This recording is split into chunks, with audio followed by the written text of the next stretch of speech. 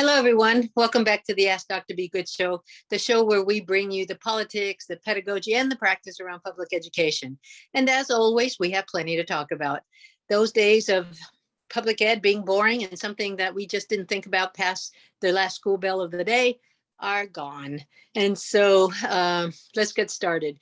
Today is Halloween, and just a reminder about how to keep safe. I know I talked about it a couple of weeks ago, but I found another resource, and this time it's from USA Today.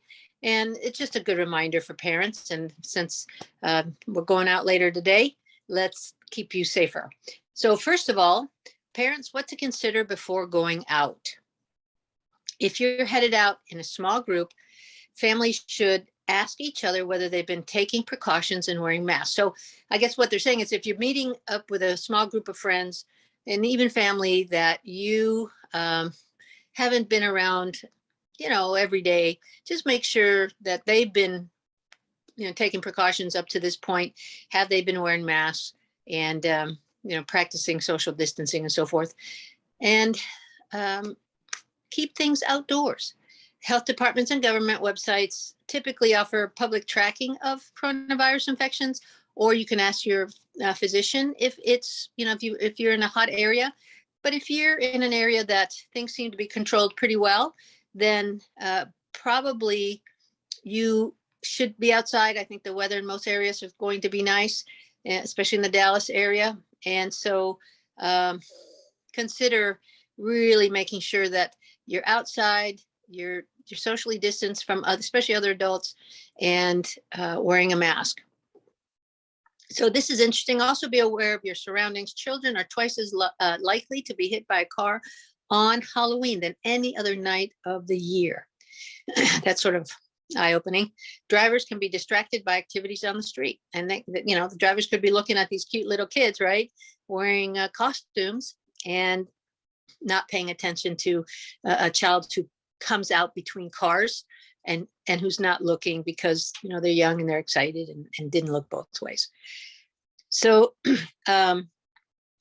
kids should stay at least 6 feet from other groups while out to minimize risk. Use sanitizer and washing hands when you get back in is always a good practice.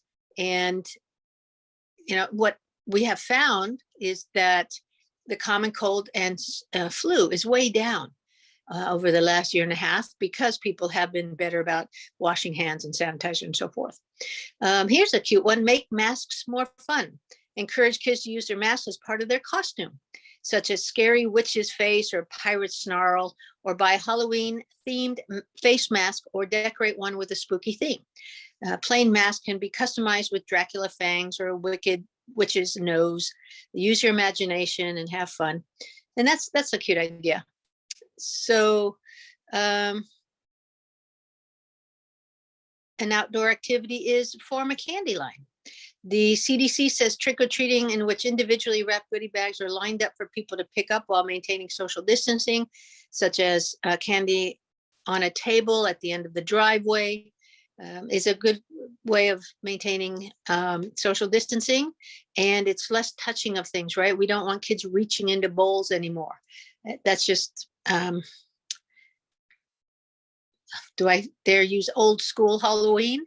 But let's not have kids reaching into bowls and getting, candy and then touching other candy that's left behind. So if you plan on participating in one-way trick-or-treating, wash your hands with soap and water for at least 20 seconds before and after preparing the bags. And if you're sick, don't hand out candy. If you're in good health, be sure to wear a mask. And some of you are saying, yeah, tell me something I don't know, but a lot of you are going, that's a good reminder. So I'm working to the gaps in the room. Several contactless delivery ideas have circulated online. A candy chute, which is a 6-foot-long cardboard tube to slide the candy to the trick-or-treaters. And I had a friend of mine who was on the news last year. She and her granddaughter used that, and they got to be on the news over that innovative thing. Or at-home activities, candy scavenger hunt. If you want to refrain from going out, but you don't want to completely not have a Halloween something, then you could always do like an Easter egg hunt, only it's a scavenger hunt, right? And so you can celebrate at home in the backyard. The CDC suggests having a candy scavenger hunt in your home or in your yard. Here's, you can download a Halloween scavenger hunt list from the CDC. So go to their website, and I'll try to remember to put the link in. So one way or another, you'll have it. Another fun way for kids to get their candy at home is to have a piñata. Interesting. So a scary piñata to do instead of trick-or-treating. Oh, okay. And then if you want more additional Halloween activities and so forth, there's additional games on the USA Today article. So, you know, if you are inspired a little bit, or you just don't feel comfortable going out and you didn't have any ideas before I talked to you today, then know that there are additional Halloween activities out there you can do with your kids that might still make it enjoyable for them, even if they don't go out. Dr. Fauci told CNN's State of the Union, I think that particularly if you're vaccinated, you can get out there and enjoy Halloween. So, you know, we're still in a flux, right? We're still not where we need to be, want to be, but we're slowly easing into it, and we're picking up new practices along the way that may be endearing and enduring. And this Halloween might be a good example of that. For example, having little trick-or-treat bags already set out on your table, on your porch, for kids to come and pick up and then not put their hands in bowls and so forth. Those probably should be practices that we do from now on. I was writing an article this morning and had been thinking about some of the pros and cons from the pandemic. Somebody had written me a question about, you know, the state of our kids. And I said that in this response back, that they didn't mention the pandemic, but I had to answer through the lens of the pandemic, because life is changed. Life is not the same, and it won't ever be exactly the same as it was pre-COVID. And in this case, I was talking about things that have changed, the political back and forth with the mask mandates and the vaccine mandates, and the impact that politics have had on schools around that. And the fact, of course, that kids have lost a lot of instruction. In the Dallas area, for example, kids are at their 10-year low in test scores based on last year's state scores. And, you know, those are scary things, right? We have angry parents. We have the federal government who is thinking they need to come and train our administrators and our school boards and how to handle angry parents. And yet, at the same time, we do have some positives that we hope are enduring. We have the fact that we have a much stronger tech infrastructure for our kids, for our families. We literally had a very high number of low-income kids whose parents did not have internet at home and did not have devices at home. And now, you know, within a few months, almost everybody, and we can't say 100%, of course, but because the rural areas were the hardest hit when it came to that. But we now have a much stronger, much more complete infrastructure for most of our kids, despite their income gap, right? And for our families. So that's a positive, because that not only is bringing them up to in equity, but also it means that now we can have kids who, when they're gone from school, whether it's because they're sick, they have a broken leg and have to stay out a couple of weeks, they can still be online, they can still take part. And so that, I don't think, will ever go away. Virtual school is in the midst of being, I hate to say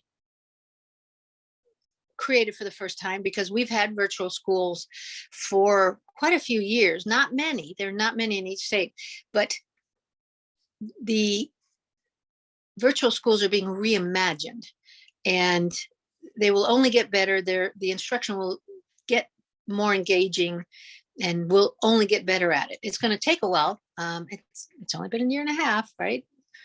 So it was the second week of March that we had the pandemic hit in 2019. So it'll be 2 years in March. So it's just what we've done in a short period of time is really phenomenal. Now, what we're learning to do is get better at like the interventions that will help us make up for the learning gaps. And of course, it helps that the federal government has given millions. Well, they gave billions, but school districts have received millions of dollars to help with those interventions and the practices that are going to be needed over time. Because I don't know if y'all remember, but I talked about this 2 or 3 shows ago, that we know that it can take up to 4 years to make up learning loss, and it can take up to 4 years or more to get kids back on grade level.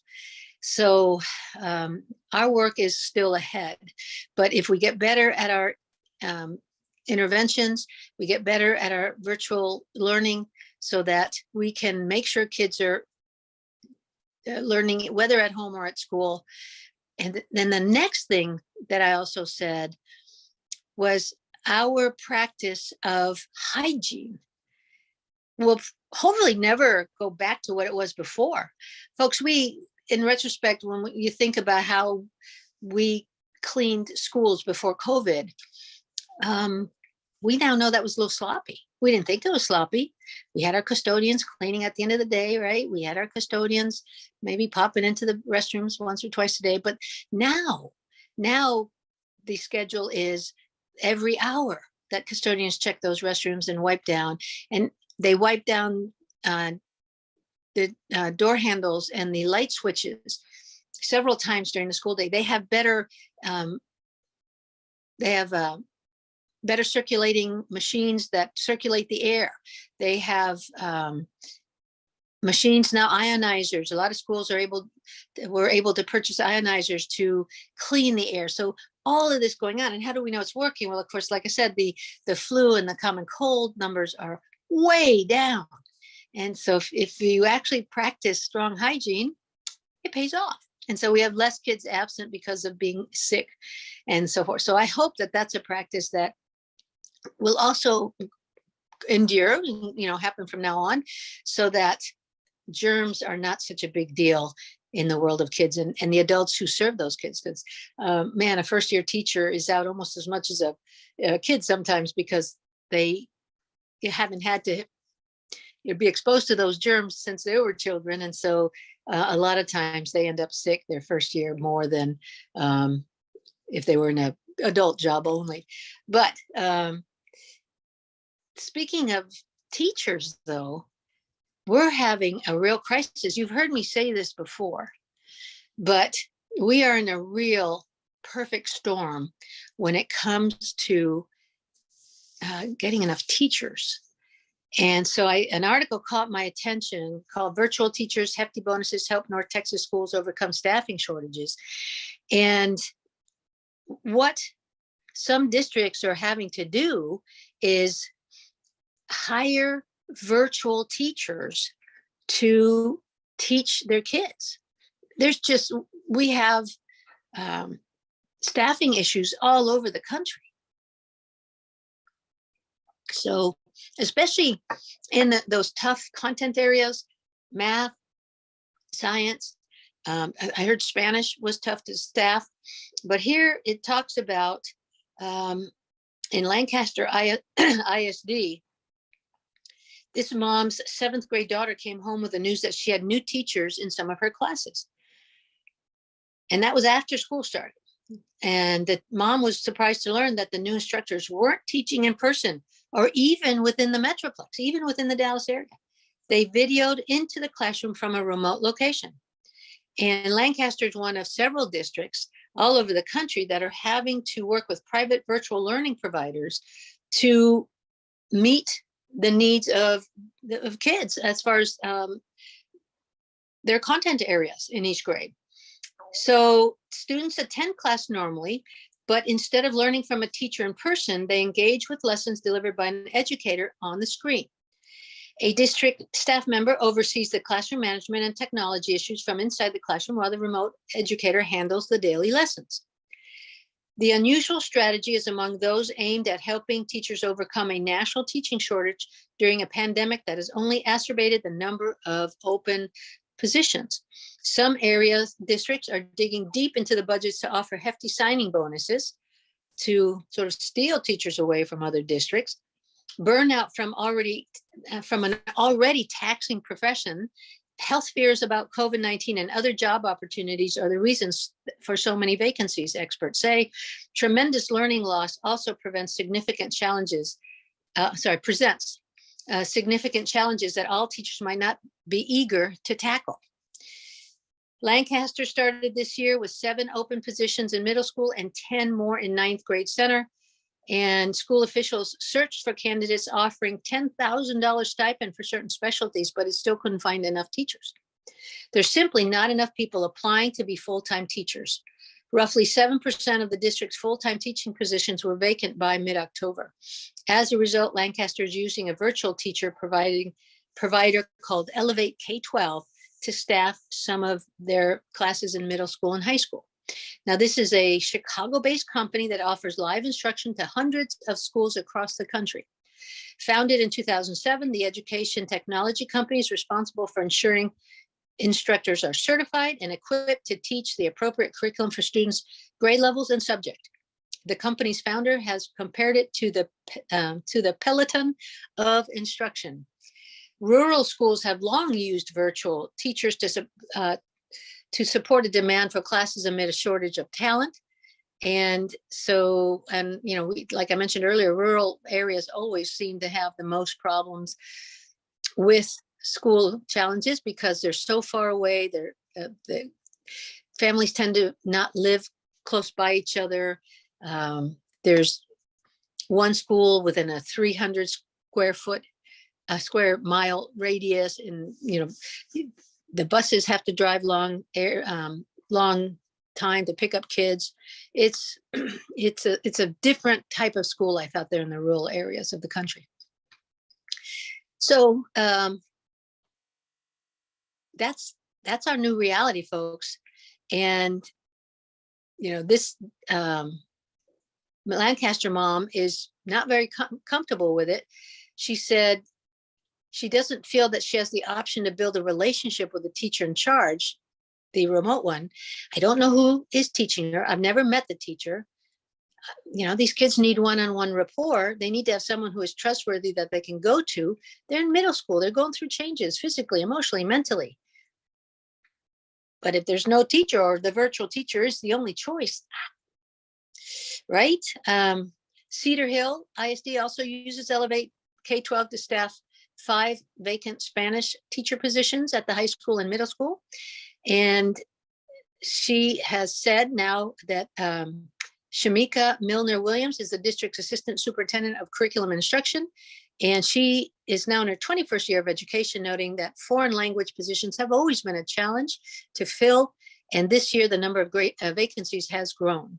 Our hope is that we're going to rebound from the shortage with teachers coming back to the classroom as the pandemic becomes less threatening or additional teachers come out of college. I don't know that I would be counting on that. As you've heard me say on past shows, not as many students are going to teacher colleges and signing up to be wannabe teachers. Parents aren't encouraging their kids to become teachers. There's too much negative stuff out there about teaching, unfortunately, put out by parents, and some also teachers put out sometimes negative things and discourages other teachers when they get that burnout feeling. It's It is like a perfect storm, and we have less people signing up to be teachers. We have more teachers that are leaving, and I'm gonna tell you, I'm on teacher threads, right? This is my business, to sort of keep track of the climate around those that are actually in the field. And I see a lot of teachers who are talking about leaving mid-year. It's that hard. They're that tired already. They've been tired. This is the third pandemic year, and we have not supported them the way they needed to be supported. And I don't know that we can just say that and not qualify it. We have talked about teacher burnout. We have talked about how we need to support them more. And we've even given some signing bonuses. Some districts have used federal funds to give a signing bonus. Some districts have made it a point to really work on the social emotional part, but we are still asking our teachers to do too much. There's a lot of paperwork, there's a lot of testing, and then data analysis and so forth. So we really need to relook at the whole profession as far as how can we make the teaching profession look appealing again. Now, I'll give you an example. In Japan, teachers get 6 figures, and they teach less hours during the day, and they have assistants who do a lot of the grading and so forth. And they're held in very high esteem by families, by their culture. And we need to get there. We need to get to where our families are not getting in our teachers' faces and yelling at them. They are valuing them and showing their value instead. And so, or what's going to happen is we have less in the profession. We have more teachers maybe who become virtual teachers because it's just safer. And we have districts then who have to come up with a different kind of model to make sure kids are learning as well with a virtual teacher. Now you say, well, what does that cost? Each virtual teacher in K-12 Elevate $65,000 per year per instructor, which is less than what the district would pay for a full-time staff member. But remember, you're really having to pay for 2 people because you have somebody in monitoring the class while the virtual teacher is teaching virtually. So it doesn't matter that it's a little bit less, you still have to pay 2 people. So it is a countrywide problem. The National Education Association warned of a worsening teacher shortage before the start of the new year. And if you may remember, I talked about it. A survey of nearly 2,700 members found that roughly 1/3 were planning to leave the profession earlier than anticipated because of the pandemic. The number of planned early leavers were higher among people of color and those with more than 2 decades of experience, said the NEA. This trend has played out across the country, with districts reporting large staffing gaps among bus drivers, custodians, substitute teachers, and of course, teachers. And Natalie Brown, a 2nd grade teacher at Dallas ISD's Frank Guzik Elementary, has watched many of her fellow educators searching for a new job in the middle of the school year. An unusual move, as most teachers don't like to leave their students in the middle of the school year, and they don't, right? You bond. If a good teacher bonds and they come to care about every single one of their kids. Teaching during a pandemic is so much more emotionally draining and physically draining than teaching in general, said Brown. Teaching has become a profession where you're not just a teacher, but you're also a counselor and a social worker. And the multiple roles and burdensome responsibilities outside of the academic instruction are taking a toll. Open positions are widespread challenge throughout North Texas. And in this month, Mesquite ISD, for example, had 17 open teaching positions, more than 40 vacant paraprofessional roles, and 185 open auxiliary positions, bus drivers, lunch people, custodians, so forth. So what are districts doing to overcome the staffing crisis? Some are boosting their pay or offering stipends. DeSoto ISD offered up to $29,000 in incentive pay and recently hosted a job fair where they were trying to entice people to come with those stipends. So what are we going to do, folks?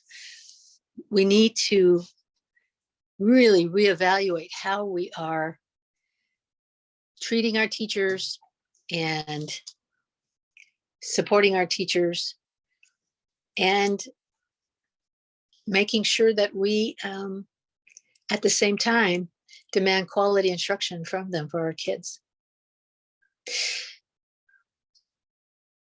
It's an ongoing story, and I'll be chatting more with you about that. But now I've come to the end of the show where I promised to say why it was I'm not in my normal studio. Well, you may remember last week I talked about losing a loved one to a mental health issue. And indeed, that was my son. We lost Austin to suicide.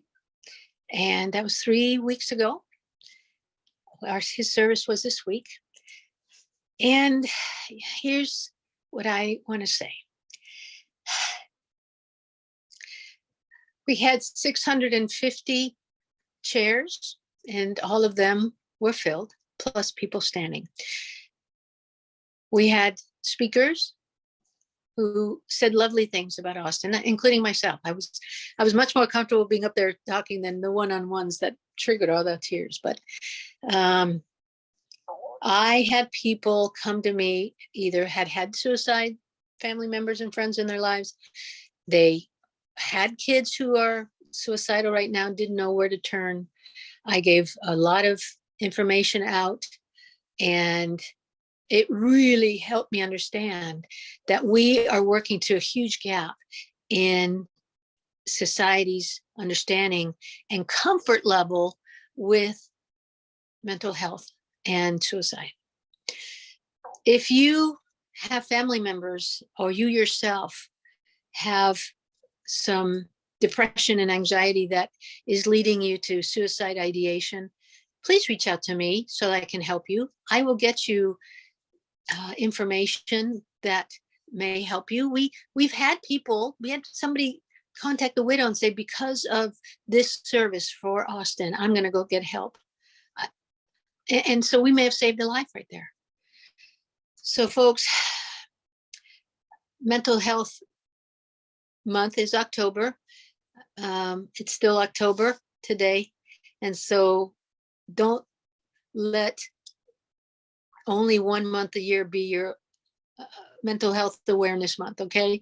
Let's make mental health awareness just part of all of our awareness, so that if we have friends and family who are sending out signals that they are not that person that we've known them to be, if they're sending us messages of some sort, that they're just not themselves, they're tired. That's a huge pattern right there. A lot of suicides will talk about how tired they are.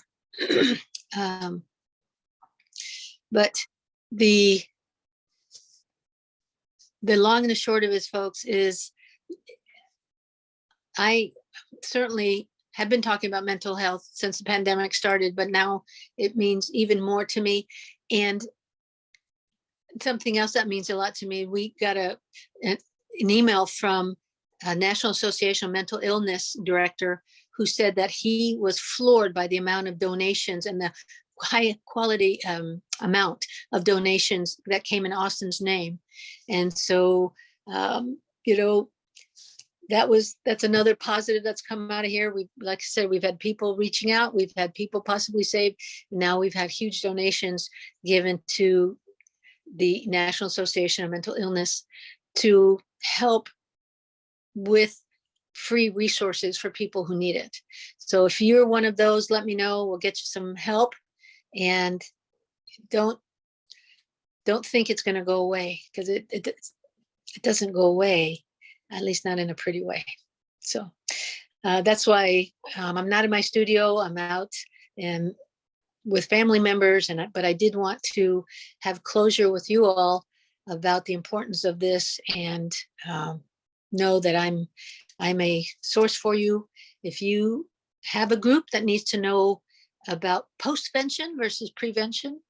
There are a lot of people that can help you with prevention, but if you need help with postvention after mental health, um, suicide, passing, then reach out to me and I'll help you.